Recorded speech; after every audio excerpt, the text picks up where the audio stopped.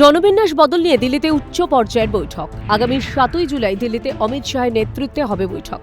উপস্থিত থাকবেন বঙ্গের মুখ্যমন্ত্রী শুভেন্দু অধিকারী, মুখ্য সচিব, স্বরাষ্ট্র সচিব, ডিজিপি সহ অন্যান্য প্রশাসনিক আধিকারিকরা। আমাদের একটা উচ্চ পর্যায়ের মিটিং দিল্লিতে 7 তারিখে হবে। সেখানে ভারত সরকারের স্বরাষ্ট্র দপ্তরের লোকেরা থাকবে, পশ্চিমবঙ্গ থেকে আমি সহ আমাদের স্বরাষ্ট্র দপ্তরের আধিকারিক, সিএস, ডিজিপি সবাই যাবেন।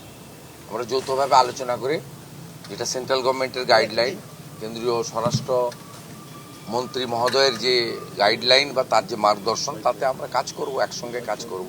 আর এই জনবিন্যাস বদলে যাওয়ার যে বিষয়টা, 1 আগস্ট থেকে সেন্সাস শুরু হচ্ছে এবং এই সেন্সাসের ফল পাবেন 27 সালের 28 ফেব্রুয়ারি মধ্যরাতে।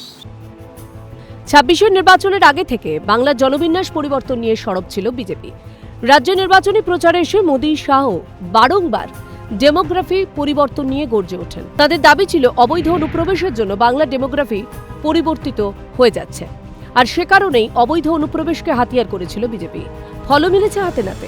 বিজেপির প্রতি আস্থা রেখেছেন রাজ্যবাসী। সে কারণেই প্রতিশ্রুতি মতো ক্ষমতায় এসেই অনুপ্রবেশ রোধে জিরো টলারেন্স নীতি নিয়েছে শুভেন্দু অধিকারীর নেতৃত্বাধীন রাজ্য সরকার। ইতিমধ্যে সীমান্তে কাঁটাতার দেওয়ার জন্য বিএসএফকে জমি হস্তান্তর করেছে রাজ্য। বিভিন্ন জায়গায় করা হয়েছে হোল্ডিং সেন্টার। প্রথম ধাপে আমরা অনেকগুলো কাজ করেছি এই 45-50 দিনে। 100 হচ্ছে বিএসএফকে জমি হস্তান্তর করা, দ্বিতীয় হচ্ছে 12টি জায়গায় হোল্ডিং স্টেশন তৈরি করা এবং প্রায় 5-10 হাজারের কাছাকাছি মানুষকে আমরা ডিপোর্ট করতে পেরেছি যারা অবৈধ অনুপ্রবেশকারী। এখনও 1000-1500 মানুষ আমাদের বিভিন্ন হোল্ডিং স্টেশনে রয়েছে।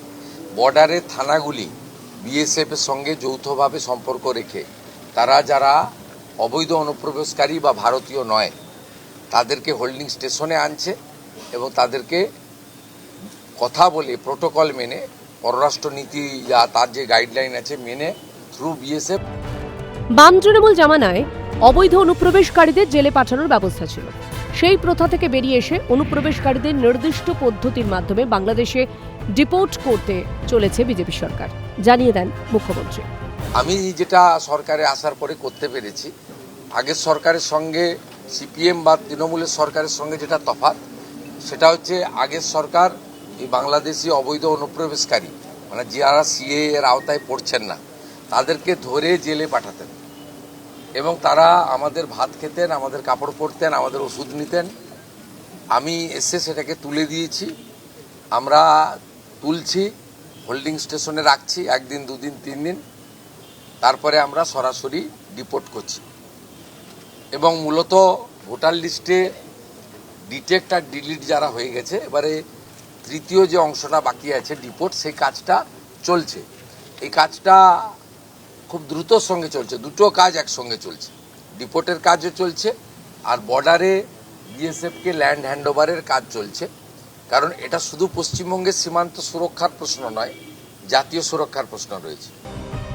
সব মিলিয়ে দেশের সুরক্ষার ইস্যুতে কোনো ধরনের ফাঁক-ফোকর রাখতে চাইছেন না বঙ্গের নতুন সরকার। এই পরিস্থিতির মধ্যেই দিল্লির বৈঠক যে বেশ গুরুত্বপূর্ণ হতে চলেছে তা বলার অপেক্ষা রাখে না। ক্যামেরায় সুরজিৎ প্রামাণিকের সঙ্গে সায়ন্তন ভট্টাচার্য, রিপোর্ট, ক্যালকাটা নিউজ।